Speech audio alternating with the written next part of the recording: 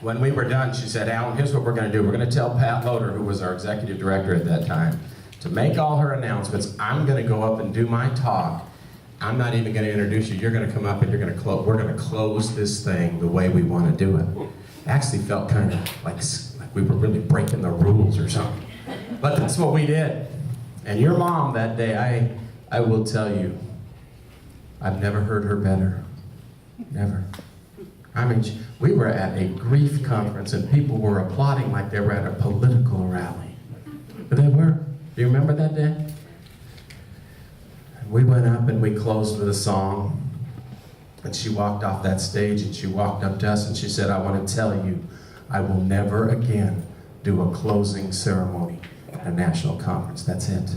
Because I'll never do it better than I did today. Her exact words. Well, I invited her to Chicago to come be our closing speaker in July. But she won't be there. And Allie, I asked you privately, and so I'm going to now ask you publicly if you would honor your mother. And she has one more event on the calendar for TCF that I would like you to come in July. Would you like to have Allie come and fill out? Thank you. Now you know it doesn't pay anything. So let's keep this between us. All right, thank you. So we're going to do that big song. Darcie liked a big song. Then friends get to talk. So here it is.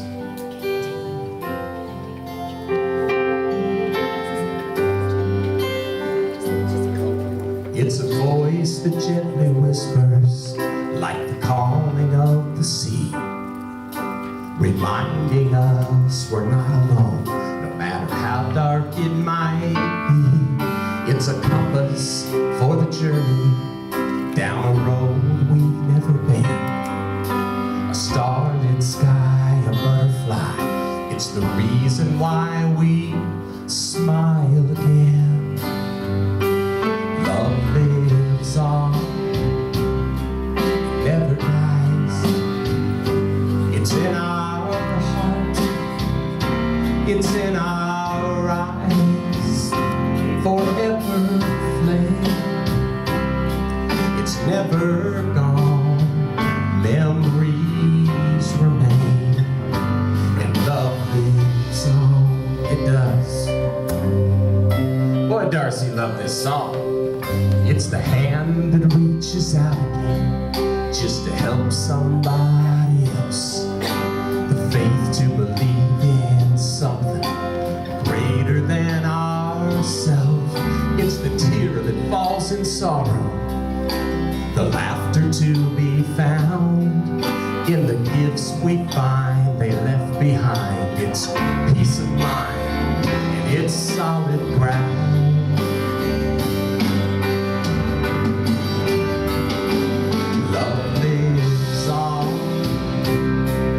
Never dies. It's in our hearts, it's in our eyes, a forever thing. It's never gone, memories remain, and love lives on.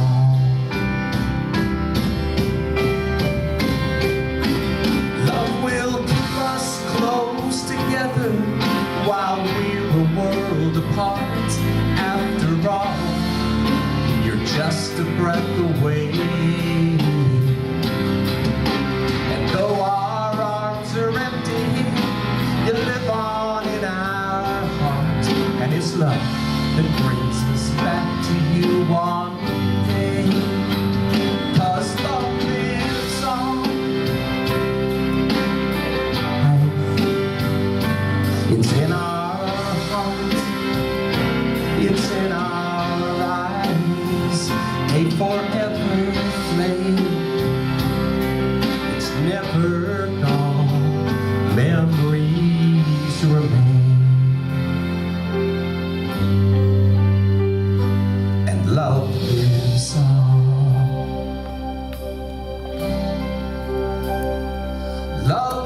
lives on and on. Love lives on. Love lives on and on. Love lives on.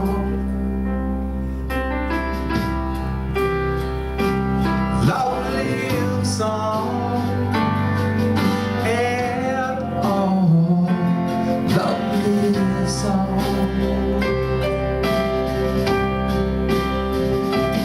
Love lives on and on. Love lives on. Would y'all stand with us? Love lives on and on. Love. All right, we're going to ask you to sing it with us now. Come on, it's really easy. Here we go. Love lives on and on. Love lives on. We're just going to do it a little bit louder now. Come on, let's sing it together. Here we go. Love lives on and on. Love lives on. Oh, I believe love lives on. Darcie, believe love lives on. Turn to somebody next to you and say, love lives on.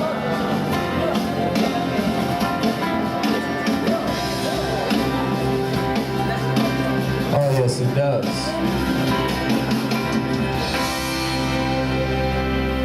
Thank you.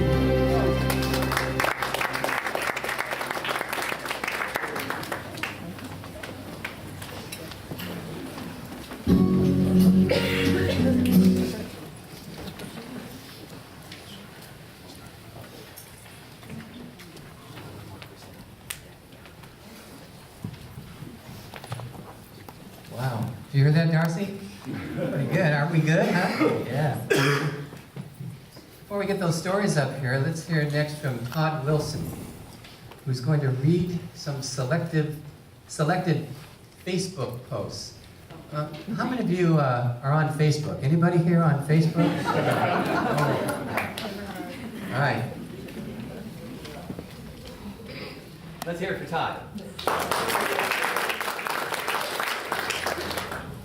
My name's Todd Wilson, and I come to you from Minneapolis, Kansas.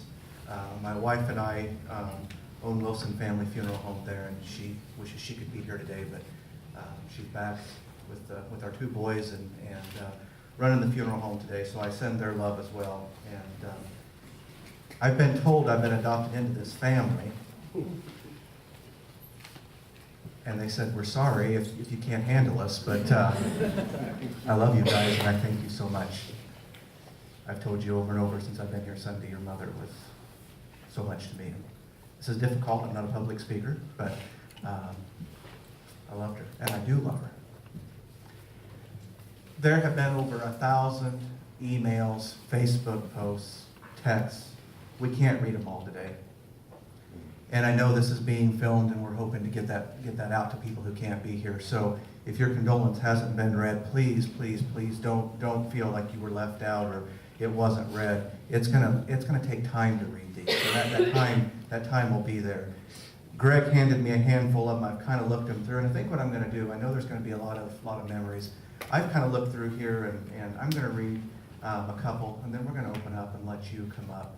I'm going to ask you to use the microphone since it's being taped. And then when you're finished, I've got a few words that I want to say, and that means we're getting closer to the chocolate. So this first one I got here to read. Dear Tony, Allie, Darcie, and Greg, my heart breaks for you as you walk this difficult path. It is simply unimaginable to think. As you take each step, please know how much you are loved. I also want to thank you so much, and I think this includes all of us in here. I want to thank you so much for sharing. Your wife, your mother, your grandma, sister, and each of you with my children and I send you hugs. Love will be what I remember the most about Darcie, and of course her hugs. I love the picture posted on Facebook of our hug. She taught me about the grief process, but she taught me so much more about life. She loved me all of us, with her whole heart. And oh, how she loved my children. To Carolyn and Thomas, she was a grandmother. Darcie has known them since Carolyn was 7 and Tommy was only 18 months old. Carolyn and Darcie talked over college sororities, hopes, and dreams. Darcie's encouragement and her example, I know, played a large part in her becoming the strong, determined lady that she is. Darcie, Tony, and Tommy have shared so many hugs and so much laughter. Tommy loved the quick hug or just sit and hear Darcie's stories and talk about life. She referred to Tommy as Mr. President. She knows that Darcie believed in him and all of his hopes and dreams. She heard my pain and encouraged me through it. She knew my dreams and my goals, and she was my biggest cheerleader. Tony, you have been there right beside Darcie, and we say thank you. Thank you for choosing to love me and my children. With love, Rosalie. Here's another one from a Kathy Kelly that was posted on Allie's Facebook. And she says, Allie, I'm so sorry to hear about your mom. She was a beautiful woman who helped me through the worst loss of my son's death. Because of meeting her at one of the conferences shortly after my son died, she gave me the love and hope to go on. Thank you so much for sharing her with us. We're praying for you and your family. Here's another one that I think just really speaks to all of us too. Darcie was an inspiration to all of us. She made it safe to laugh and cry at the same time, which is kind of how we feel. And this says about losing her here on earth. We remember the joy and healing she helped us attain, and I can't help but shed a tear as we continue to remember the good times we all had with her. And that's from Susan Wright, who's a TAPS member. And there was one more I saw here that I wanted to share with you, and then we'll go into your memories. I was so sad to find out of Darcie's passing. She has helped my grief survivors so much with her wisdom. I am going to miss her, but I am so thankful for finding her. I think that I just read that over and over. She is a real special lady, and now a special angel. I hope she will watch over my grief survivors. Thank you, Darcie Sims. We will never forget you. And that comes from the Good News Center in Utica, New York. So I would now invite any of you that have memories to come up. Again, I'd like to have you use the microphone so we can for sure get it recorded. If nobody comes and shares, then I'll just read more of these. So here's your chance. So, and then when you're finished, like I said, I'll finish up with a few thoughts.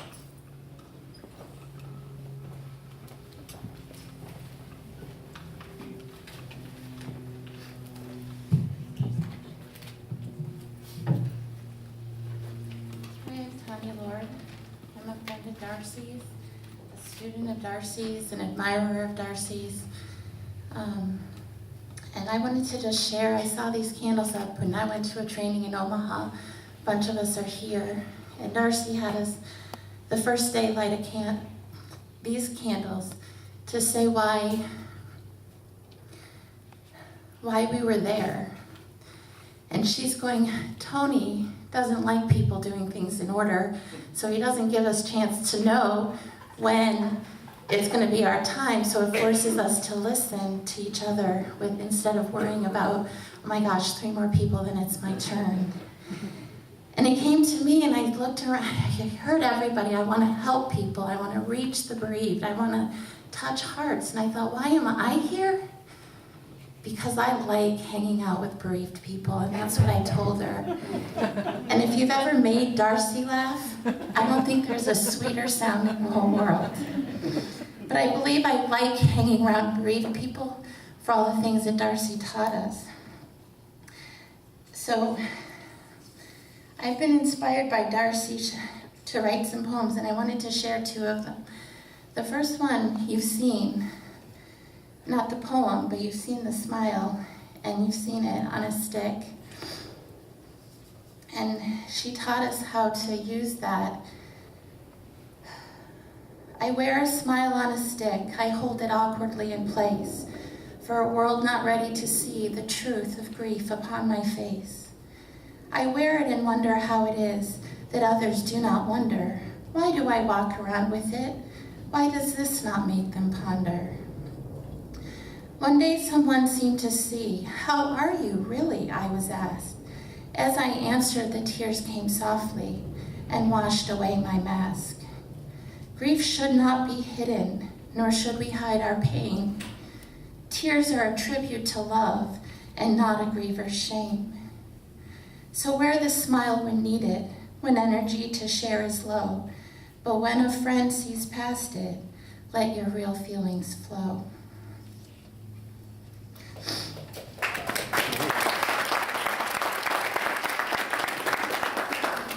I wrote a poem, this poem, last night, though it's probably been in the making in the back of my mind for a while. But after hearing stories and thoughts from everybody, and it's titled Darcie Dust. I did find out from her sister that there was a group of friends that used to call her Dusty, but maybe that was a bit of my inspiration as well.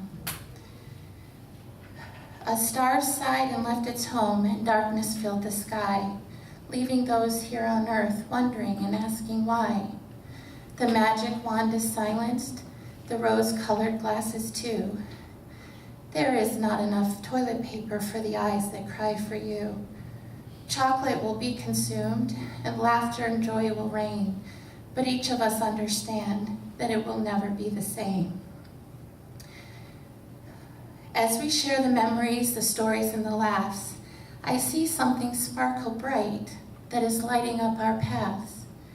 Darcie gave a gift to each of us, that self-belief is a must.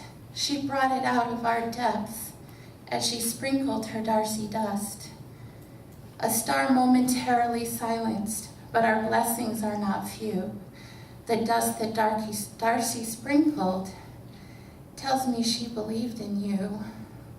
We grieve because we love, and as she traveled post to post, she taught the world that love will be what we remember most. I love you, Darcie.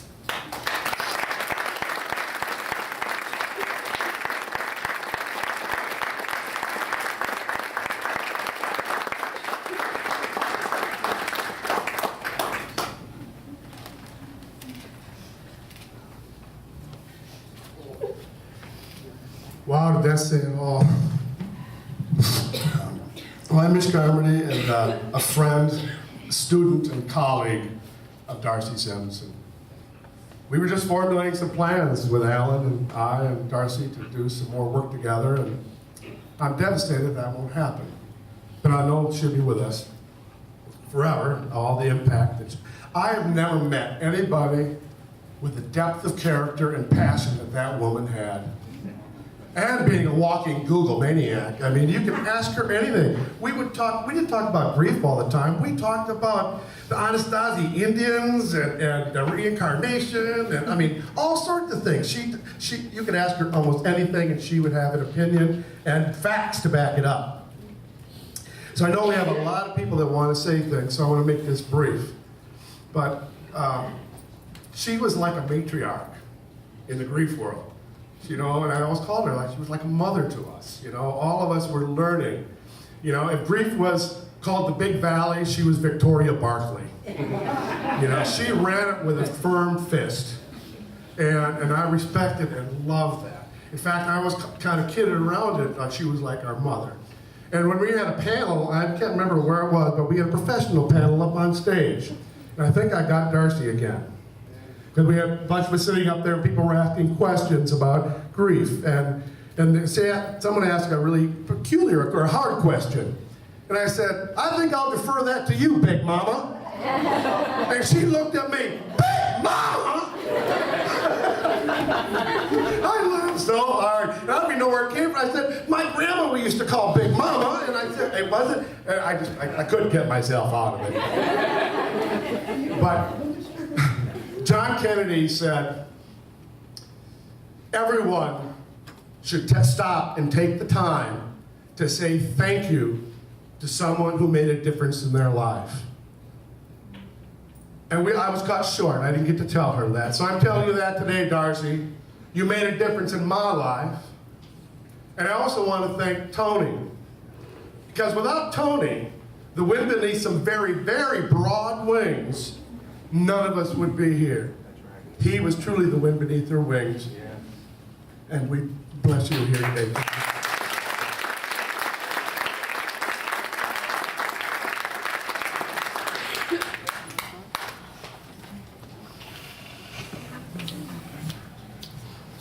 We're in trouble now.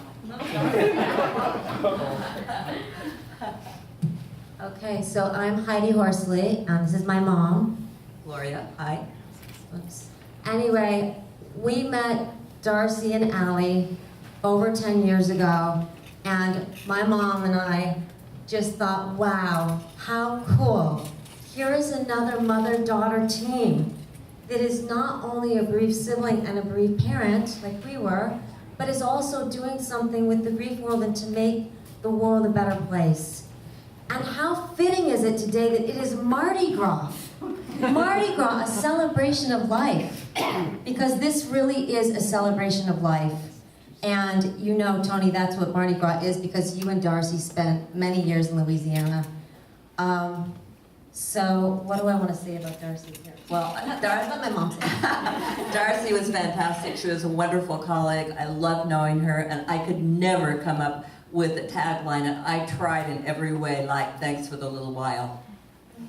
I guess the other thing I want to say, and I see Bonnie Carroll here from TAPS, and I know Bonnie, and all the TAPS people, hello, hello, a shout out. A few years ago, as you guys know, Vice President Joe Biden keynoted at TAPS, and you know, Darcie had to follow that. And I was like, oh my gosh, I would not want to follow the Vice President. And she followed his keynote, and she brought the house down as only Darcie could. We love you, Darcie. We'll miss you. We had plans, and it sucks that you're not here, but you will live forever in our hearts. Absolutely. And thanks for the little while. That's wonderful.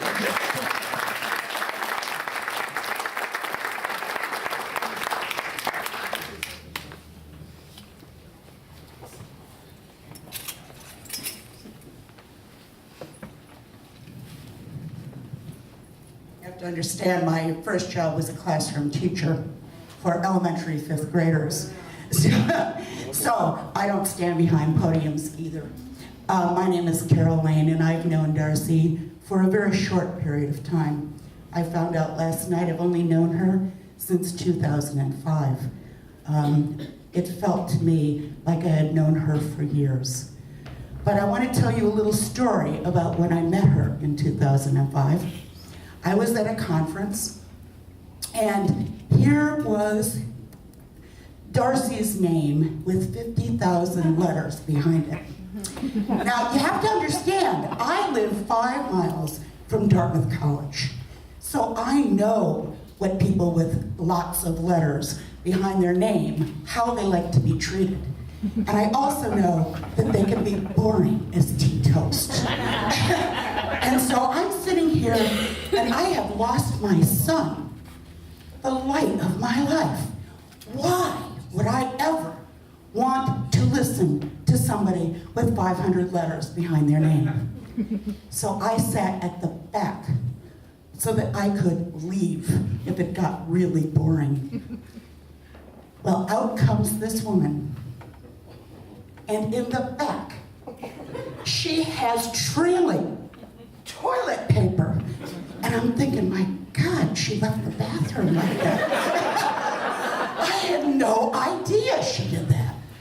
And here she is. And before I knew it, she got me laughing. I hadn't laughed since my son died. And knowing me, you can see I talk to people. I walked up to her afterward, and I started talking to her.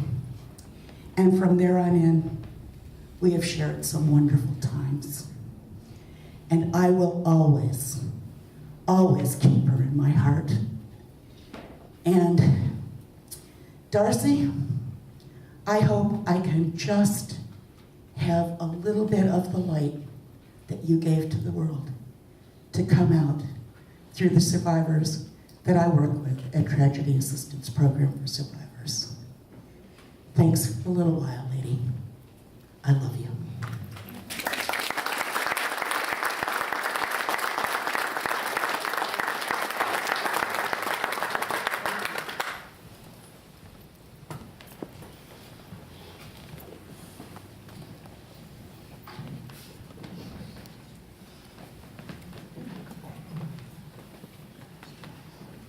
Good afternoon. I'm from Eastern Washington. And a couple of years ago, I got a chance to meet Darcie also at TAPS. What's your name? I'm Shirley. Shirley, I should know that, huh? Anyway, I'm also with Time of Remembrance. And when I had heard Darcie at TAPS, she was able to pull things out that I thought nobody would ever know about me. So when we started Time of Remembrance, it's for our surviving families from the military of this war.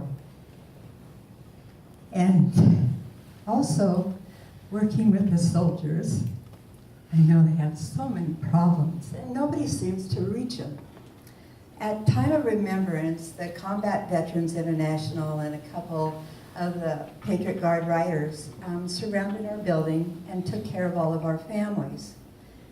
And when Darcie came, I knew what a fantastic speaker she was. So I made everybody from the counselors to the kitchen help and all of the combat veterans who are, they're Vietnam veterans, who are very ornery. I don't think anybody knows anybody like that, but they really refused to go in. And she literally took their hearts. She already had the survivors, but the word she said to our Vietnam vets and the Patriot Guard Riders was overwhelming. This year, she came again, and she said, Shirley, what will I talk about? And I had just lost my dog of 16 years. I was really angry. So I asked her, I said, I want you to talk about anger and guilt. Because I had been to a camp with a lot of the gentlemen, the Vietnam veterans again. And I saw how much anger is in them. So I asked her if she would do anger and guilt.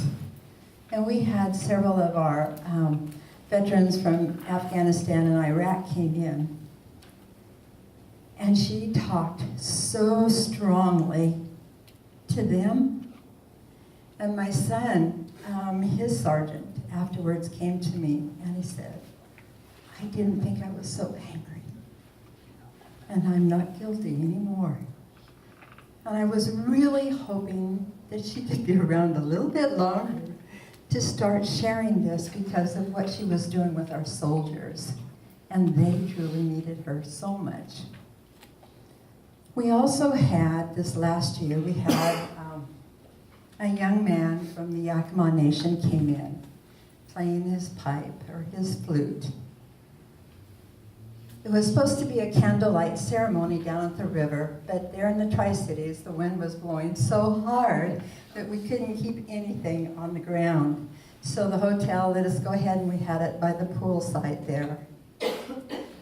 And he started playing with no music in front of him. He just started playing. And afterwards, Darcie came to me. And I got a big mother hug. And she thanked me because she had a chance to be with Big A. His music literally took her away. God bless her. That is the last thing I remember. And when I heard about her death, and I just thought, she's where she needs to be. She's where she needs to be, and she's with so many of our soldiers and our family members. She's my Zion, and I love her dearly. Thank you.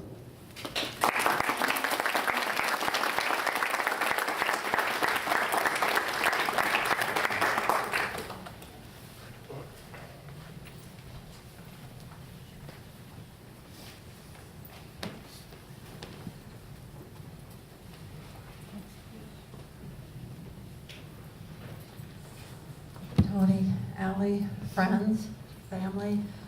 I had the chance to meet Darcie in 1995. I stumbled into ADEC, the Association of Death Education and Counseling. My husband had been killed in the military not that long before that. I didn't know anything about grief professionals, but I knew that there was a lot of us out there, a lot of survivors out there that needed hope. So I went to every session that they had at ADEC and all the big important speakers and all the people with, the lots of alphabet after their name. And I had the chance to sit in Darcie's session. And I knew that was it. So I waited, and I went up to her afterwards, and I begged her. I said, I know you're really important, but I said, we've got a mission. I know there are families out there in the military who are grieving the loss of a loved one, and they need you, and they need help. And she signed on. And from that year, the very next year, she was at our national seminar. She and I hit the road, and over the last almost 20 years, have seen a lot of America and have spent a lot of time together. We tried in, what year was that? I think it was like 97, 98, we were going to hold a facilitator training. So we went to a cabin in Kentucky, and Ray Campbell was there, and a whole group of us, maybe a dozen of us. And that little cabin was so full of love and hope and support and care. We piled all in together with a whole lot of chocolate and everything else you can imagine, and we had an amazing weekend. We didn't actually get a certificate for grief facilitator, but we did get a certificate that we attended a retreat that weekend. It was pretty wonderful. And here we are, just this past summer. I was with Tina and Heather and Vanessa at Fort Hood and the team, and we got delayed. The flight was canceled in Atlanta. There were people sleeping on the floor. Tony was working all the flight angles, and I knew we were in good hands there. And Tina and the team had everybody at Fort Hood just, moving along. The program was set to start at noon. At noon we kicked off. The military leadership was about to speak. We had hundreds of families who were there waiting to hear Darcie. And I don't think they were aware that we actually were not yet there. We walked in at 11:55 a.m. Walked right in. Darcie was just right there, and hundreds of families just captivated, healed, and touched by her incredible ability to just give from the heart and give and give and give. And every person in that room felt love and hugged and found hope. I don't know how we're going to take another breath, take another step. We're all going to hang on to each other, and we're going to do it together. But I love you all, and on behalf of thousands of families out there who are breathing easier because of your amazing mom, your incredible wife, your wonderful grandma, I want to thank you so much. Love you.